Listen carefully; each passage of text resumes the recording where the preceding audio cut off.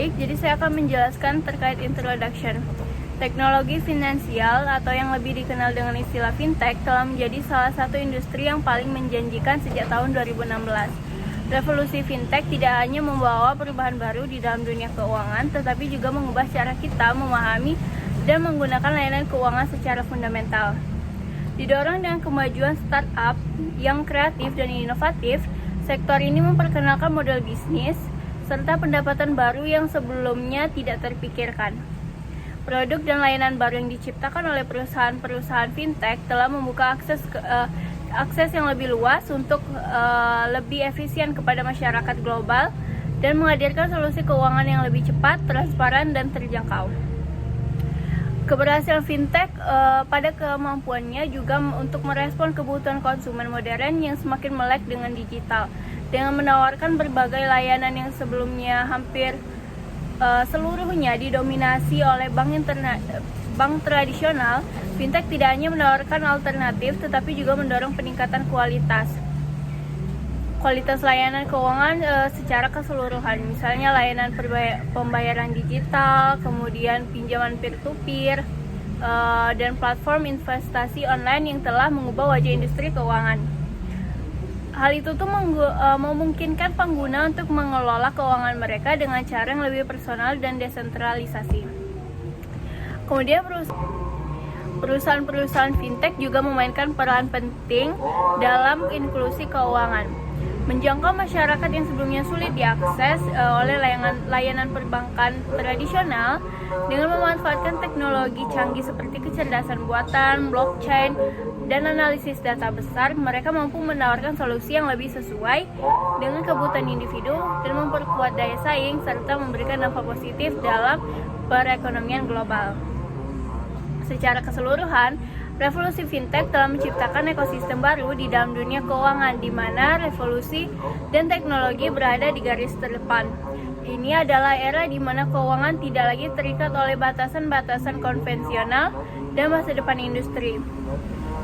Ini dapat terus berkembang dengan cepat apabila dengan adanya tanda dalam era baru sebagai pengelolaan keuangan global. Selanjutnya yaitu banking and the e-book movement. Yang pertama ada the shifting financial landscape. Bank retail besar di dunia masih mendominasi lanskap jasa keuangan global, menyediakan fasilitas deposit dan pembayaran dan kredit yang telah menjadi bagian tak terpisahkan dalam kehidupan sehari-hari. Namun dominasi mereka kini mulai mendapatkan tantangan serius dari para pemain baru di industri ini. Jika sebelumnya kita hanya mengenal bank sebagai satu-satunya tempat untuk mengelola keuangan, kini pilihan lain muncul. Untuk memperluas cakrawala bagi konsumen dan bisnis, maka seorang pembeli online mungkin masih menggunakan kartu debit untuk membayar, tetapi ada kemungkinan besar juga mereka memilih PayPal atau layanan digital lainnya yang menawarkan kenyamanan dan keamanan ekstra. Bisnis yang dulunya sangat bergantung pada bank untuk menawarkan kredit, kini memiliki opsi lain, seperti platform pinjaman peer-to-peer atau P2P, kemudian mungkin investasi online. Pinjaman peer-to-peer itu memberi pinjaman spesialis yang menawarkan persyaratan lebih fleksibel dan seringkali menguntungkan. Dan selain itu juga bank digital kini semakin banyak bermunculan menyaingi bank fisik dan menarik simpanan nasabah. Bank digital ini menawarkan pengalaman yang sepenuhnya online dengan akses yang lebih cepat, kemudahan dalam penggunaan, dan seringkali biaya yang lebih rendah. Semua perubahan ini bukan hanya tentang menyediakan layanan keuangan, tetapi juga tentang memberikan akses yang mudah dan kenyamanan yang besar bagi pengguna. Fintech telah mengubah cara kita berinteraksi dengan layanan keuangan, memberikan solusi yang lebih sesuai dengan gaya hidup modern dan lebih serba cepat dan terkoneksi. Yang kedua yaitu unfinished revolution. Fintech merujuk pada ide bahwa meskipun telah terjadi banyak perubahan besar dan inovasi signifikan dalam industri jasa keuangan melalui teknologi, revolusi ini belum sepenuhnya selesai. Fintech telah berhasil mengubah banyak aspek layanan keuangan, tetapi masih banyak peluang dan tantangan yang belum sepenuhnya diatasi. Adapun beberapa darinya yaitu yang pertama, dominasi yang masih terbatas.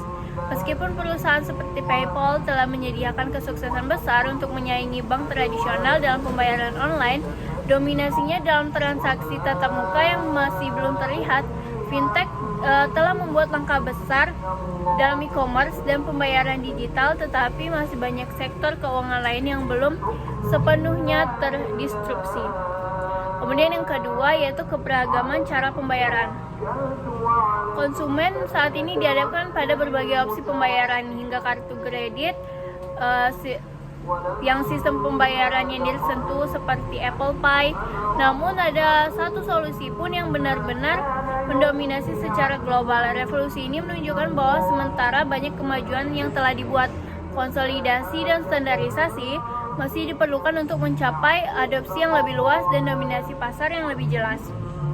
Kemudian yang ketiga yaitu potensi teknologi yang belum dimanfaatkan sepenuhnya. Teknologi seperti distributed ledger atau buku besar terdistribusi yang mendasari mata uang digital seperti Bitcoin memiliki potensi besar untuk merevolusi data pencatatan dan transaksi keuangan yang dilakukan. Namun ini belum menunjukkan bahwa revolusi fintech masih dalam proses dan belum mencapai puncaknya.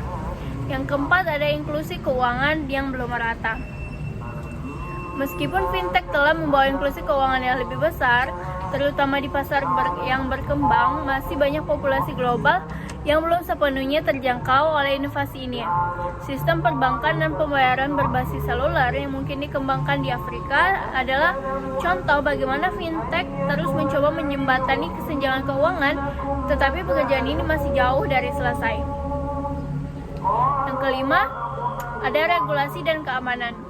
Sementara fintech telah memfasilitasi banyak inovasi, tantangan regulasi dan keamanan tetap menjadi penghalang. Regulasi yang efektif diperlukan untuk memastikan bahwa inovasi fintech dapat beroperasi dengan aman dan berkelanjutan. Tanpa regulasi yang tepat, risiko bagi konsumen dan pemain industri masih tinggi, menunjukkan bahwa revolusi ini memang masih membutuhkan penyesuaian dan perkembangan lebih lanjut. Yang terakhir adalah evolusi berkelanjutan. Fintech terus berkembang dengan gelombang inovasi yang datang dari berbagai pusat teknologi di seluruh dunia. Misalnya inovasi dari Johannesburg dalam pengembangan Bitcoin dan sistem perbankan berbasis seluler di Afrika menunjukkan bahwa revolusi fintech masih dalam perjalanan panjang dan banyak inovasi baru yang terus bermunculan. Secara keseluruhan, Unfinished Revolution ini mencerminkan kenyataan bahwa meskipun banyak hal telah dicapai dalam revolusi fintech, masih banyak potensi yang belum terrealisasikan, tantangan yang belum diatasi, dan peluang untuk inovasi lebih lanjut. Revolusi ini masih berlangsung dan akan terus membentuk masa depan industri jasa keuangan di seluruh dunia. Yang ketiga, the challenge to the banks. Fintech mengacu pada tantangan signifikan yang dihadapi oleh bank-bank tradisional karena perkembangan teknologi keuangan yang pesat. Seiring dengan inovasi dan pertumbuhan fintech, bank-bank besar menghadapi ancaman yang nyata dan terhadap dominasi mereka di industri jasa keuangan. Adapun beberapa, yaitu yang pertama, erosi kepercayaan nasabah. Fintech muncul sebagai alternatif yang lebih menarik bagi banyak nasabah, terutama generasi muda yang cenderung lebih mempercayai perusahaan teknologi seperti Google dan Apple daripada bank tradisional. Kemudian yang kedua, yaitu persaingan dari inovator digital. Penyedia layanan keuangan berbasis teknologi seperti PayPal, Apple Pay, kemudian mungkin berbagai platform pinjaman, QRIS itu telah menciptakan opsi layanan yang lebih nyaman, cepat, dan seringkali lebih murah dibandingkan dengan yang ditawarkan oleh bank tradisional. Kemudian yang ketiga yaitu ancaman dari permainan tradisional. Penelitian menunjukkan bahwa sebagian besar generasi muda lebih tertarik pada layanan keuangan yang disediakan oleh perusahaan teknologi daripada bank lama. Ini merupakan tantangan serius bagi bank tradisional karena mereka harus bersaing dengan perusahaan yang memiliki keunggulan teknologi dan citra yang lebih positif di mata mitra konsumen. Kemudian yang keempat yaitu revolusi dalam penyimpanan dan pinjaman. Inovasi fintech telah memperkenalkan berbagai cara baru untuk nasabah menyimpan dan meminjam uang. Nasabah tidak lagi harus bergantung sepenuhnya pada bank untuk layanan dasar seperti simpanan dan kredit. Yang kelima yaitu potensi pengapaian infrastruktur perbankan. Meskipun banyak dari layanan fintech masih menggunakan infrastruktur perbankan yang adanya potensi di masa depan di mana sistem pembayaran dan valuta asing dapat berkembang sepenuhnya di luar kendali bank tradisional. Jika mekanisme ini menjadi lebih umum, maka bank bisa kehilangan peran mereka sebagai pusat dari sistem keuangan global. Dan yang terakhir yaitu perubahan dalam persepsi layanan keuangan. Secara historis, bank dianggap sebagai lembaga yang paling tepat diandalkan untuk menyimpan uang dan menyediakan layanan keuangan. Namun, dengan semakin populernya fintech, persepsi ini semakin berubah. Nasabah sekarang melihat bahwa layanan keuangan bisa datang dari berbagai sumber, bukan hanya dari bank, dan ini memaksa bank untuk mereformasi model bisnis mereka dengan mengadopsi teknologi baru agar lebih kompetitif.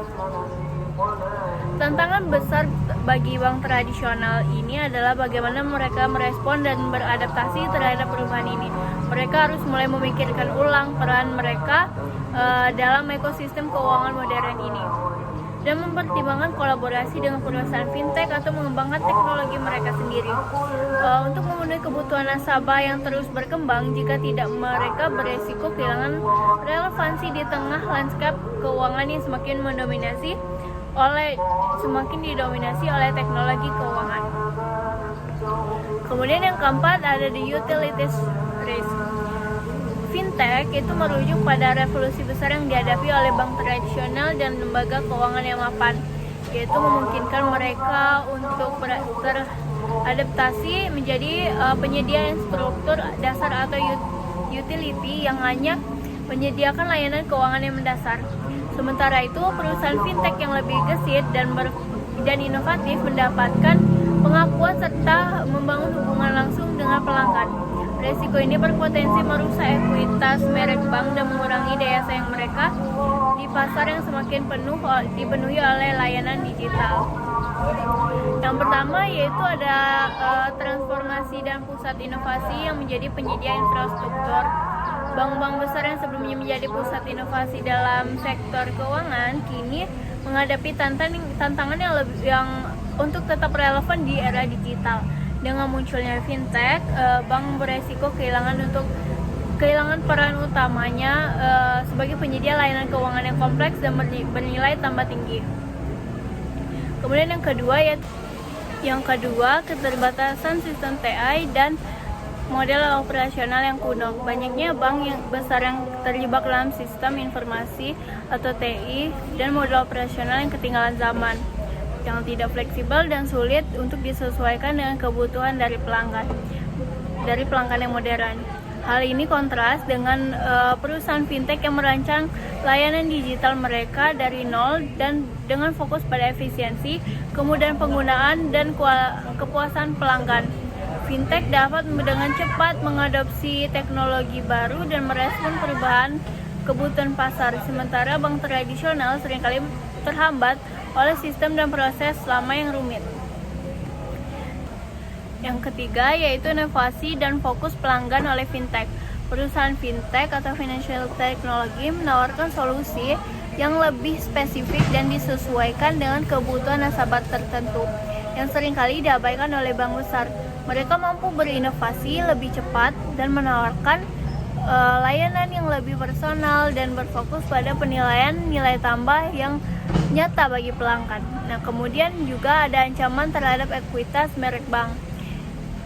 Jika bank tradisional terus dilihat hanya sebagai penyedia infrastruktur dasar, ekuitas mereka akan terpukul. Masyarakat akan mulai melihat mereka sebagai entitas yang kurang relevan dibandingkan dengan perusahaan fintech yang lebih inovatif dan responsif. Ini akan berdampak negatif pada kemampuan bank untuk menarik dan mempertahankan nasabah, terutama di kalangan generasi muda yang lebih terbuka terhadap layanan keuangan yang disediakan oleh perusahaan besar seperti Google atau Apple.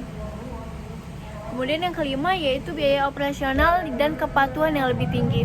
Bank-bank tradisional seringkali dibebani dengan biaya operasional dan regulasi yang tinggi, yang membuat mereka kurang kompetitif dibandingkan dengan perusahaan fintech. Fintech dengan biaya operasionalnya yang rendah dan persyaratan modal yang lebih ringan dapat menawarkan produk dan layanan yang lebih terjangkau dan menarik pelanggan. Ini menambah tekanan pada bank tradisional untuk beradaptasi atau menghadapi resiko kehilangan pangsa pasar mereka. Jadi, the utilities risk ini menyoroti bagaimana bank tradisional dapat kehilangan posisi mereka sebagai pemimpin dalam industri keuangan jika mereka tidak segera berinovasi dan beradaptasi dengan perubahan yang dibawa oleh fintech. Jika bank tidak mengambil langkah-langkah untuk mempertahankan hubungan yang kuat dengan pelanggan dan terus berinovasi dalam layanan mereka akan berisiko terdegrasi menjadi penyedia layanan dasar yang mudah digantikan oleh perusahaan-perusahaan teknologi yang lebih inovatif dan efisien. Yang kelima yaitu the future for the banking sector. The future for the banking sector dalam konteks fintech menggambarkan perubahan mendasar yang dihadapi oleh sektor perbankan akibat dampak dari inovasi digital dan kemajuan teknologi. Berdasarkan teks yang sudah dijelaskan, ada pun beberapa aspek penting terkait masa depan sektor perbankan. Yang pertama yaitu transformasi peran bank. Bank-bank masa depan akan mengalami transformasi signifikan dari sekedar penyedia infrastruktur dari pusat ke pusat hubungan pelanggan yang lebih komprehensif. Kemudian yang kedua yaitu kolaborasi dengan fintech. Untuk tetap relevan dan kompetitif, bank harus berkolaborasi dengan perusahaan financial technology, alih-alih mencoba berkompetisi secara langsung dengan kecepatan dan inovasi yang sudah dibawa oleh startup fintech. Kemudian yang ketiga, penggunaan teknologi digital. Bank-bank di masa depan akan mengadopsi teknologi digital untuk meningkatkan pengalaman pelanggan yang lebih efisiensi operasional. Yang keempat yaitu diversifikasi layanan. Bank-bank akan mengembangkan layanan mereka untuk tidak hanya menyimpan uang tetapi juga mengelola berbagai aset digital dan informasi pentingnya seperti rekam medis, surat wasiat, atau data biometrik. Yang keenam yaitu adaptasi terhadap lanskap keuangan yang berubah. Sektor perbankan akan terus beradaptasi dengan perubahan yang dibawa oleh tim fintech. Meskipun ada beberapa ide yang akan berhasil mengubah pasar, banyak juga akan ada yang gagal. Yang keenam yaitu relevansi dan keberlanjutan. Untuk memastikan keberlanjutan di masa depan, bank harus memastikan bahwa mereka tetap relevan dengan kebutuhan dan preferensi pelanggan yang terus berkembang. Jadi masa depan sektor perbankan akan ditentukan oleh kemampuannya untuk beradaptasi dan berkolaborasi dengan fintech. Bank yang dapat mengintegrasikan teknologi digital, menawarkan solusi yang holistik, dan bekerja sama dengan inovator akan memiliki peluang terbaik untuk tetap relevan dan sukses di tengah perubahan yang cepat dan lanskap keuangan. Nah, untuk selanjutnya, why we are so excited about fintech. Fintech membawa perubahan revolusioner dengan meningkatkan akses informasi, mengurangi biaya, dan memperluas peluang investasi serta meningkatkan inklusi keuangan.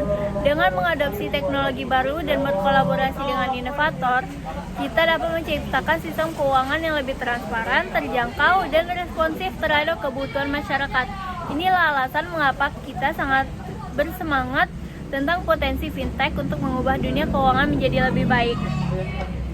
Fintech memunculkan perubahan mendalam dengan memberikan akses terhadap informasi yang sebelumnya hanya dimiliki oleh segelintir orang di era ekonomi informasi.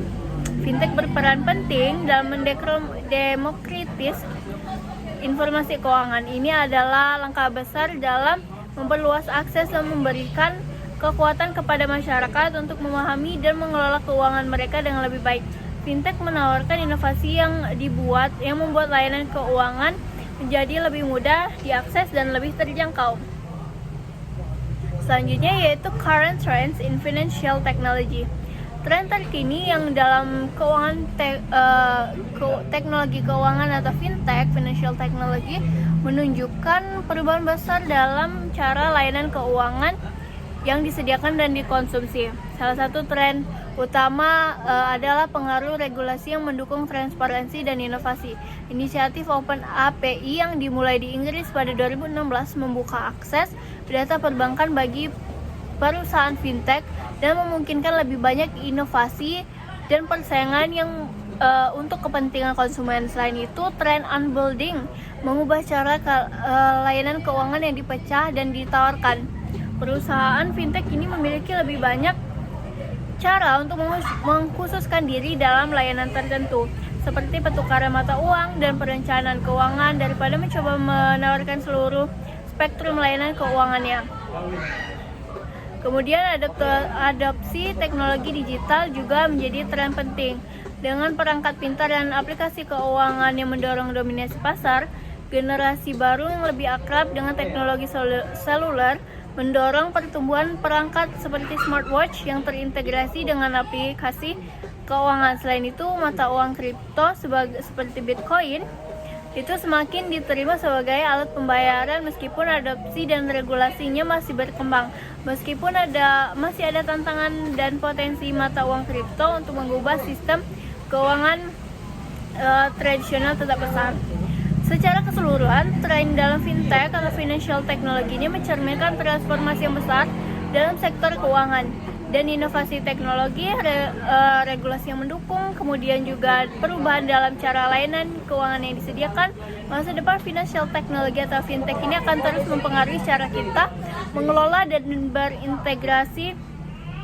berinteraksi dengan keuangan, menawarkan solusi yang lebih efisien, terintegrasi, dan inklusif. Sekian dari saya, selanjutnya akan dilanjutkan. Baiklah, saya akan menjelaskan tentang chapter 1. Pertama, perkenalan. Apa yang dimaksud dengan istilah fintech? Kata itu sendiri merupakan gabungan dari keuangan dan teknologi secara historis. Teknologi selalu memainkan peran penting dalam pasar dan institusi keuangan.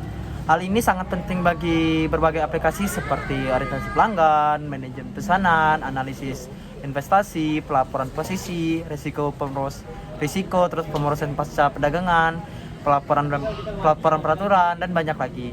Namun, fintech memiliki arti yang lebih khusus yang berfokus pada perkembangan abad ke-21 dengan memanfaatkan inovasi teknologi baru yang seringkali menjadi penantang bagi lembaga keuangan besar.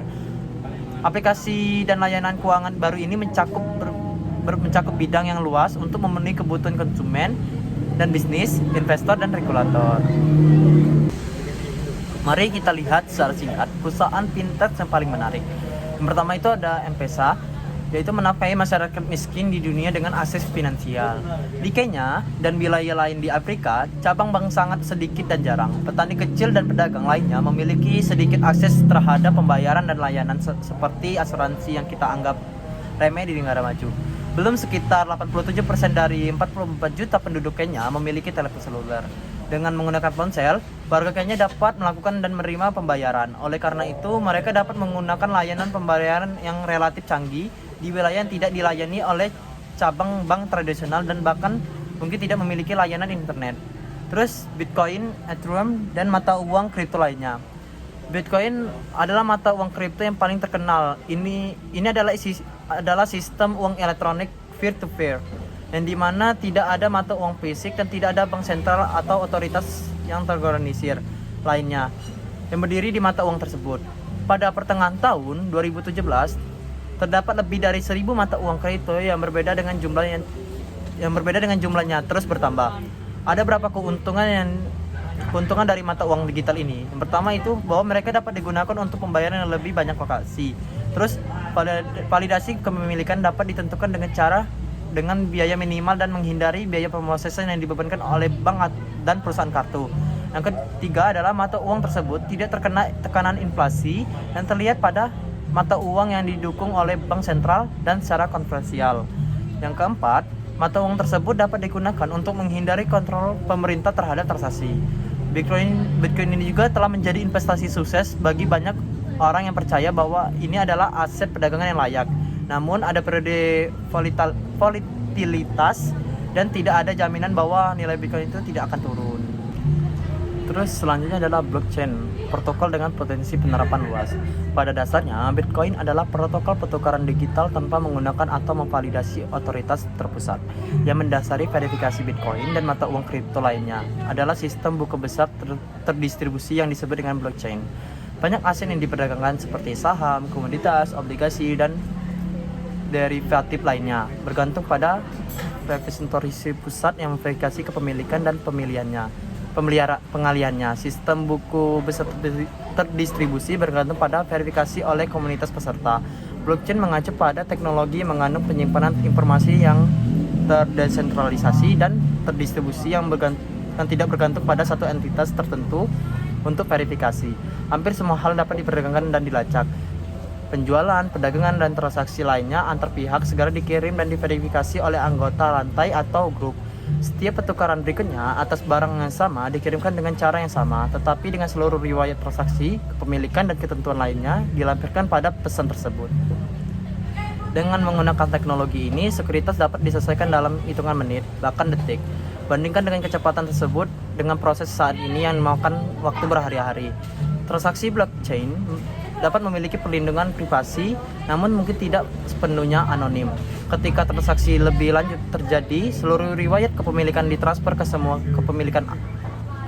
kepemilikan, akta dan dokumentasi pinjaman dan faktanya segala jenis kontrak yang dialihkan di antara para peserta tanpa memerlukan otoritas pusat, lembaga clearing, penyelesaian, atau pendaftaran. Sistem ini menjanjikan biaya yang jauh lebih rendah dibandingkan otoritas terpusat dan pemrosesan yang jauh lebih cepat. Stripe, pembayaran e-commerce. Stripe menyediakan layanan yang memungkinkan individu dan bisnis mengakses pembayaran online. Sebuah perusahaan kecil ingin memulai e-commerce perlu menyiapkan kartu kredit dan rekening bank untuk menerima pembayaran. Proses pada satu waktu bisa memakan waktu berminggu-minggu atau lebih lama. Stripe membangun rangkaian produk perangkat lunak untuk mengordinasi situs web dan aplikasi yang memungkinkan perusahaan e-commerce baru mengakses dengan layanan pembayaran dan berfungsi dalam hitungan menit. Stripe mewujudkan budaya startup dan jauh lebih agresif dalam menawarkan peningkatan keamanan, antarmuka programan aplikasi atau API, dan fitur teknologi lainnya kepada pelanggan. Produk mereka digunakan dalam layanan berlangganan pada pasar berdasarkan permintaan, toko e-commerce, dan platform perdanaan pasar. Baiklah, saya akan menjelaskan materi tentang disintermediasi bank. 2/3 dari pinjaman tersebut ditujukan untuk tujuan pembiayaan kembali atau melunasi utang kartu kredit, dengan berbagai macam kegunaan lain yang mencakup sepertiga sisanya. Calon peminjam mengisi permohonan pinjaman online yang diproses jauh lebih cepat dibandingkan dengan pemberi pinjaman konvensional LC. LC melakukan evaluasi kreditnya sendiri dan akan memberi peringkat pada peminjam yang disetujui dengan nilai mulai dari A hingga G. Tarif bervariasi dan bisa tinggi jika sudah termasuk biaya, namun umumnya sedikit lebih rendah dibandingkan tarif kartu kredit atau pemberi pinjaman gajian yang sebanding. Pemberi pinjaman dapat menentukan tingkat kredit yang ingin mereka danai, serta tujuan dan jumlah setiap pinjaman. Dalam kebanyakan kasus, investor individu tidak akan meminjamkan seluruh jumlah yang diminta oleh peminjam. Ini berarti bahwa setiap peminjam yang diberikan akan memiliki banyak pemberi pinjaman di sisi lain. Selain itu, sebagian besar investor akan memiliki banyak pinjaman berbeda yang mereka ikuti. Sebagian besar pendapatan LC berasal dari biaya yang dibebankan atas pinjaman, lembaga keuangan besar yang terbebani oleh sistem warisan yang membengkak, beban peraturan, dan kerugian biaya yang diakibatkannya. Oleh karena itu, banyak institusi melihat manfaat memiliki LC yang memberikan pinjaman dan bank menyediakan pembiayaan, mengatakan bahwa ini bukanlah sebuah bank, namun sebuah perusahaan keuangan modern yang mendorong peralihan ke dunia tanpa bank. Shopee menawarkan layanan perbankan di 49 negara bagian, tidak termasuk Arizona yang memerlukan kehadiran fisik, namun ada pula yang fokus pada keuangan mikro. Biaya operasional yang rendah memungkinkan situs-situs ini memberikan pinjaman dalam jumlah yang lebih kecil, dan biaya yang lebih rendah membuat bebannya lebih ringan peminjam. Di Afrika, salah satu keberhasilan yang tercatat adalah KIPA, sebuah organisasi nirlaba yang memungkinkan orang meminjam uang melalui internet pada peminjam berpenghasilan rendah di lebih dari 80 negara. Selanjutnya ada TransferWise, mencocokkan pengguna untuk pengiriman uang. Pada tingkat retail, individu yang bekerja di suatu negara seringkali perlu mengirim dana ke negara lain, dan biasanya dikenakan biaya yang besar untuk penjabaran mata uang asing. Transwiper, sebuah startup yang didirikan di London pada tahun 2011, mengembangkan layanan transfer peer-to-peer yang akan mencocokkan dua transaksi offset dalam dua mata uang berbeda. Secara bersamaan, pound akan dikirim dari bank di London ke rekening bank lain yang ditunjuk di London. TransferWise menyaring peserta untuk menemukan pengguna yang kebutuhannya diimbangi dan mencocokkan. Sebagian besar penghemat berasal dari transaksi pada titik tengah spot bid atau as nilai tukar. Ini hanyalah beberapa dari sekian banyak perusahaan fintech yang inovatif. Faktor-faktor apa saja yang menjelaskan ledakan mendadak di fintech dalam satu dekade terakhir? Selalu ada insentif untuk membangun perangkap keuangan yang lebih baik, dan bank selalu memiliki anggaran teknologi yang besar. Ada yang mengatakan bahwa inovasi terakhir yang dilakukan bank adalah ATM. Pemanfaatan perangkat seluler mereka yang intens juga mencakup pengalaman mereka dalam layanan dan produk keuangan baru dan inovatif. Generasi milenial juga berbeda dari generasi sebelumnya. Dalam hal tingkat pendidikan yang lebih tinggi, tingkat kepemilikan rumah yang lebih rendah, dan sikap terhadap lembaga keuangan besar.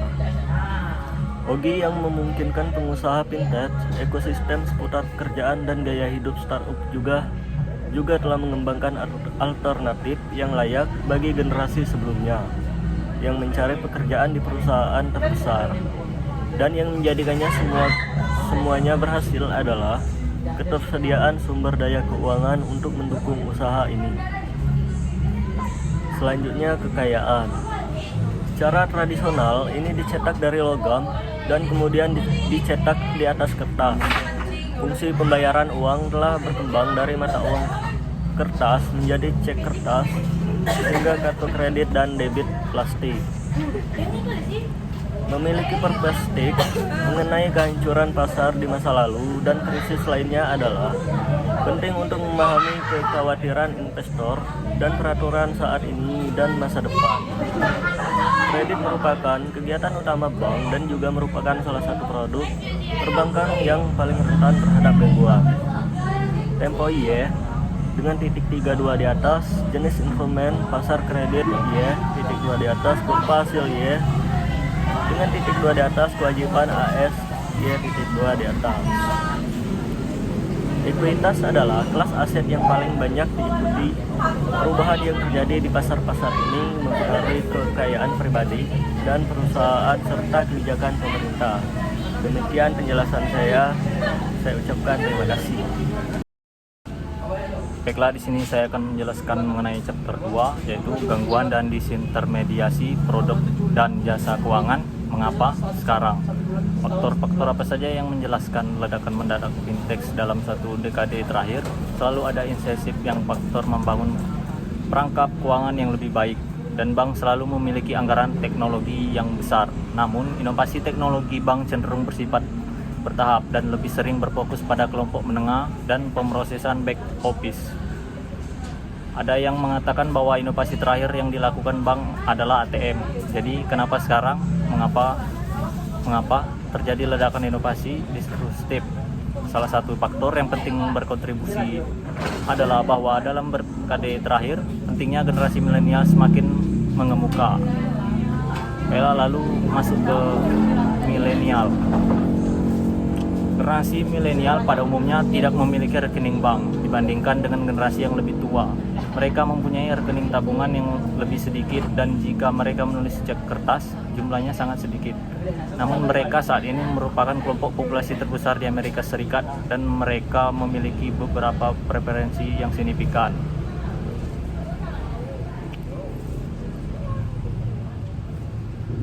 Terdapat 15 fakta mengenai 15 generasi. Yang pertama ada fakta 1, generasi milenial kini menjadi generasi terbesar dan paling beragam dalam populasi AS.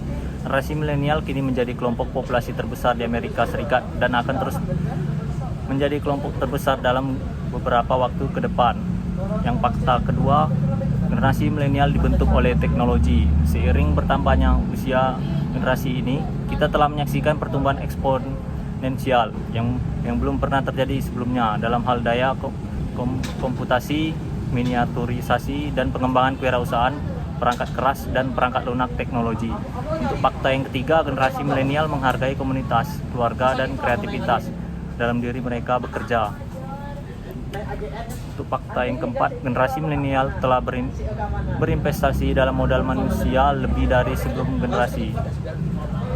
Seiring waktu, semakin banyak orang Amerika yang melanjutkan ke perguruan tinggi dan generasi milenial terus melanjutkan tren ini. Untuk fakta yang kelima, generasi milenial lebih memungkinkan belajar sosial bidang ilmu pengetahuan dan terapan. Generasi milenial cenderung tidak mengambil jurusan pendidikan. Hal ini sebagian besar disebabkan oleh menurunnya partisipasi perempuan dalam jurusan ini.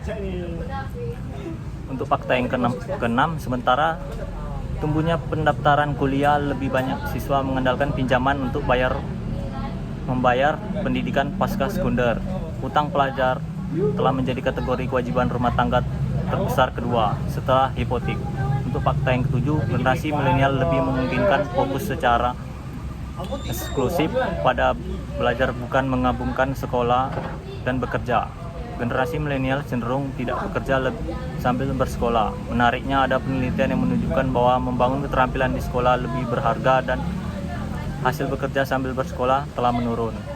Untuk fakta yang ke-8, akibat ACA, generasi milenial lebih mungkin terjadi cakupan asuransi kesehatan pada tahun dewasa muda. Seperti terlihat pada gambar 2.4, tingkat tidak memiliki asuransi pada tahun 1925 telah turun ke tingkat yang belum pernah terjadi sebelumnya. Untuk fakta yang ke-9, generasi milenial akan menghadapi efek memulai mereka karir selama keturunan sejarah di tahun-tahun mendatang. Banyak generasi milenial memasuki angkatan kerja selama atau sesaat setelah resesi keuangan tahun 2008-2007. Untuk fakta yang 10, investasi dalam modal manusia memungkinkan tingkat besar pembayaran untuk milenial. Premi pendapatan rata-rata untuk kelulusan perguruan tinggi PS sekolah menengah atas meningkat dari 60% pada tahun 2004 menjadi sekitar 70% pada tahun 2013. Untuk fakta yang 11, generasi milenial yang bekerja tetap mempertahankan karir awal mereka, karyawan lebih lama. Dibandingkan dengan kelompok sebelumnya, generasi X atau generasi milenial bekerja lebih lama dibandingkan generasi X pada usia yang sama. Untuk fakta yang ke-12, perempuan milenial memiliki kesetaraan pasar tenaga kerja yang lebih banyak dibanding generasi sebelumnya. Melanjutkan tren yang terlihat sejak Perang Dunia Kedua, perempuan AS telah meningkatkan tingkat pendidikan mereka dibandingkan dengan laki-laki. Persentase perempuan milenial yang memiliki setidaknya gelar sarjana lebih tinggi dan persentase perempuan yang memiliki setidaknya beberapa pendidikan pasca sarjana lebih tinggi. Untuk fakta yang ke-13 adalah generasi milenial cenderung menikah lebih lambat dari sebelum generasi. Pada tahun 2013, rata-rata usia pertama kali menikah adalah 29 tahun untuk laki-laki dan 26 tahun untuk perempuan. Untuk fakta yang ke-14, yaitu generasi milenial lebih kecil memungkinkan menjadi pemilik rumah dibandingkan generasi muda orang dewasa pada generasi sebelumnya. Salah satunya dampak adalah resesi. Jumlah generasi milenial yang tinggal bersama orang tua meningkatkan menjadi 31% pada tahun 2014 dari 28% pada tahun 2007. Untuk fakta yang ke-15, generasi milenial yang berpendidikan perguruan tinggi telah pindah ke daerah perkotaan lebih cepat dari rekan-rekan yang kurang berpendidikan. Kota-kota yang berukuran menengah mengalami pertumbuhan sebesar 5% dalam jumlah penduduk dewasa muda yang tinggal di sana saat ini dibandingkan 30 tahun yang lalu. Baik, masuk materi berikutnya, millennial are using money differently.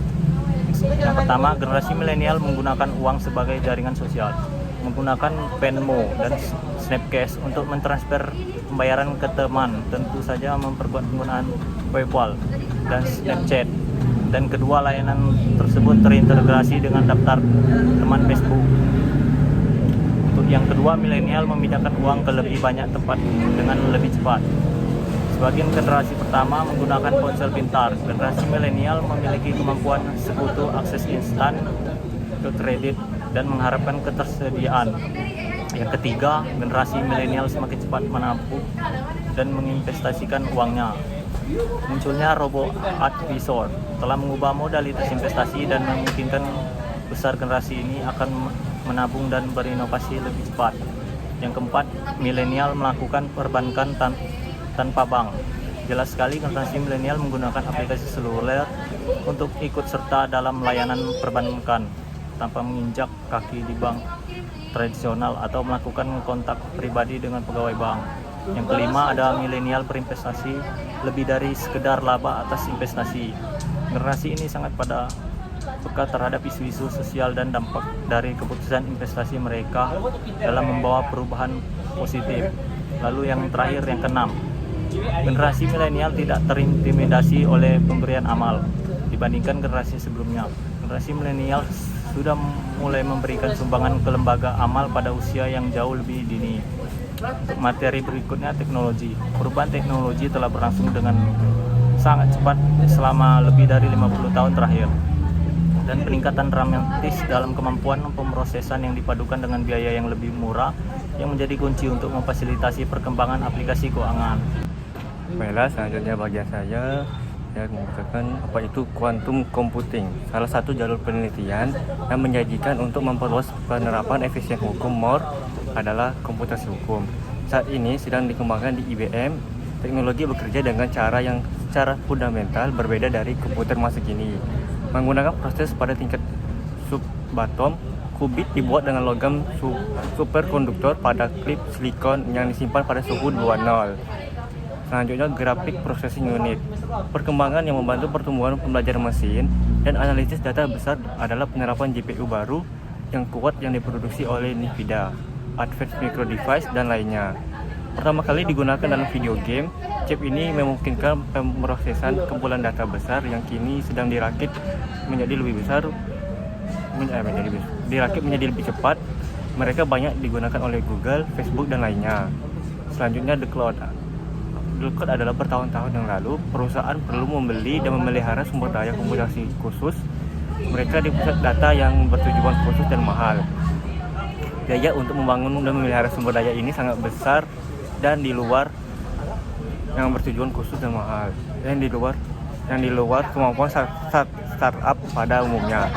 Selain biaya awal dan operasional, pusat data swasta perlu terus diperbarui agar dapat mengikuti perkembangan terkini dan diperluas untuk mengakomodasi pertumbuhan bisnis. Dalam beberapa tahun terakhir, alternatif populer telah dikembangkan yang memungkinkan pengguna menjalankan beban kerja komputasi melalui internet ke pusat data yang dibangun dan dikelola oleh penyedia eksternal Amazon, Google, IBM, Microsoft, dan Oracle. Semuanya telah mengembangkan layanan cloud yang signifikan. Selanjutnya, Artificial Intelligence atau AI. Inovasi penting lainnya dalam teknologi yang berkontribusi terhadap vintage adalah AI. Salah satu definisi AI yang berguna adalah proses di mana mesin belajar untuk memecahkan masalah tertentu. Perkembangan awal komputer menghasilkan mesin yang dapat digunakan untuk menyimpan dan memproses data. Kapasitas penyimpanan dan kecepatan pemrosesan sangat terbatas, namun telah ditingkatkan secara eksponensial. Mesin-mesin awal ini dapat melakukan tugas-tugas yang semakin kompleks, namun hanya menjalankan prosedur yang disediakan oleh operator manusia. Konsep AI adalah membuat mesin bertindak dengan cara yang cerdas menggunakan proses pengambilan keputusan tingkat lanjut yang melampaui instruksi spesifik yang diberikan oleh operator manusia. ML adalah bidang inti yang memungkinkan AI dan telah berperan penting dalam memperkembangkan aplikasi seperti fisik komputer, pengenalan dan pemahaman ucapan, robotika, dan banyak lainnya. Perbandingan jenis layanan yang tidak tersedia atau jumlah beban yang terputus selama pemadaman. 34 vintage dan perubahan lembaga keuangan, penerapan menarik terdapat banyak bidang, misalnya menganalisis data untuk menentukan kemajuan berbagai perawatan medis. Seiring dengan semakin terdigitalisasinya layanan keuangan, potensi AI di vintage pun semakin besar, seringkali bersamaan dengan pengiriman berbasis cloud. Perusahaan komersial saat ini menawarkan layanan untuk deteksi wajah dan pembelajaran visual lainnya, pengenalan dan terjemahan ucapan, tulisan tangan, dan pengenalan gambar, meningkatkan pencarian dan layanan informasi dan pengetahuan terjemahan ucapan seperti tulisan tangan dan pengenalan gambar, peningkatan pencarian dan layanan informasi dan pengetahuan lainnya. Institusi keuangan semakin banyak menggunakan chatbot AI dalam interaksi pelanggan. Meskipun tergantung mengganggu pelanggan, chatbot ini menggantikan FAQ, skrip statis lainnya, dan seringkali digunakan bersama dengan akses ke karyawan manusia yang masih hidup. Selanjutnya, vintage application of AI. Apa itu? AI kemungkinan besar akan berdampak pada pada semua segmen lembaga keuangan, peran yang dihadapi pelanggan, operasional, manajemen, kekayaan, pasar modal, semuanya akan mendapatkan manfaat dari meningkatnya penerapan AI. Scotiabank misalnya telah bekerjasama dengan ML untuk menyempurnakan pendekatannya terhadap pembagian kartu kredit yang menunggak pembayaran mereka. Tantangannya adalah mengidentifikasi berbagai kelompok rekening yang terlambat membayar dan mencocokkan penjangkauan yang tepat pada tahap awal. Penerapan lainnya adalah dalam mendeteksi penipuan dan perilaku jahat lainnya. Perusahaan yang bisa dapat memantau data pasar, pesanan, perdagangan untuk mencari sinyal perilaku pedagang atau pelanggan yang mungkin perlu ditangani. Namun, masa depan dengan peningkatan AI tidak berarti bahwa AI menghilangkan kebutuhan akan intervensi atau arahan manusia. Masih diperlukan pengawasan, pengarahan, dan kalibrasi ulang oleh manusia.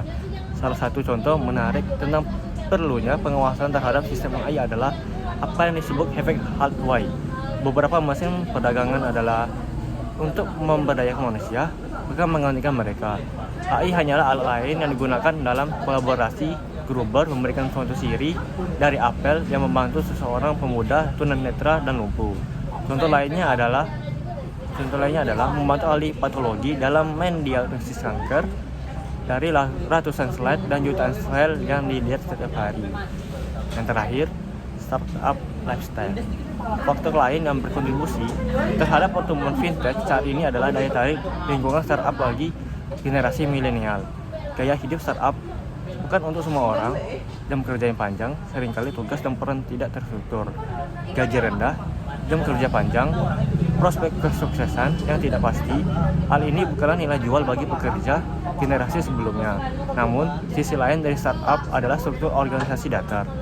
Peran yang tidak ditentukan seringkali berarti peningkatan tanggung jawab bagi karyawan baru.